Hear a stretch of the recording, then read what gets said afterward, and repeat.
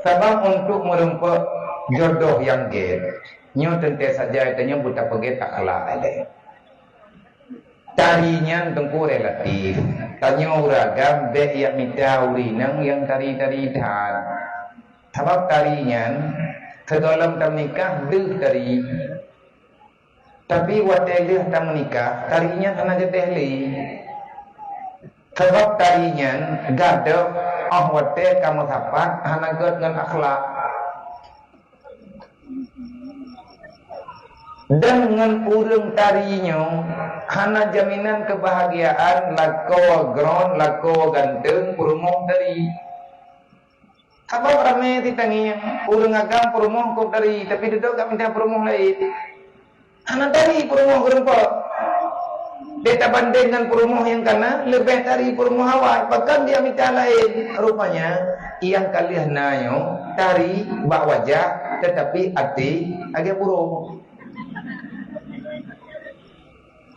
Makanya litanya uragam yang kami tak perumuh butari, litanya butalu roh deci. Menurut yang kekurangan roh, yang tamu doa Allah, Rabbana hablana min azwajina wa zuriyatina qurrata a'yun.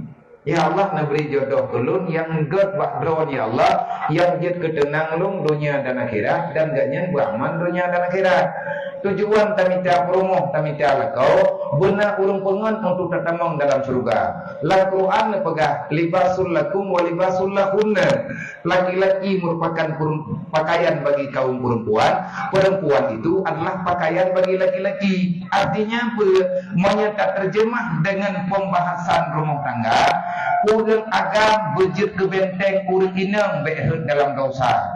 Urang ina bejit ke penjaga lakau behut dalam neraka. Berarti saling menjagai itu yang paling kita butuhkan. Nah, ini betalah-talah tampung.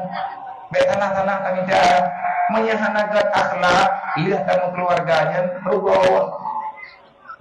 Hanya pertanyaan kamu tahu, kiban cara dia kami dah promo bayang dari promo berat dari tiba mai.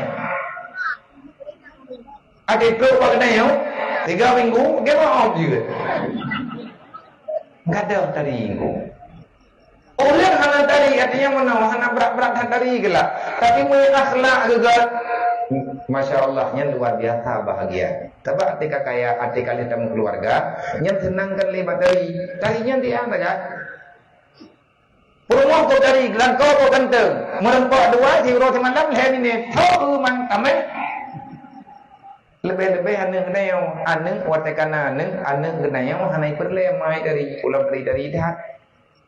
Nah urinang ko berat dari hari ni hamantah aeroboknya irumpo gom kan dia anu ni. Dia pada kucing klet ate jeruk bawang musom. Kau kenang ni mak kulit tece namo. Dia dia tanda. Jadi dari hana tadinya teh yang diberi oleh Allah, yang kagejuk, yang kagot.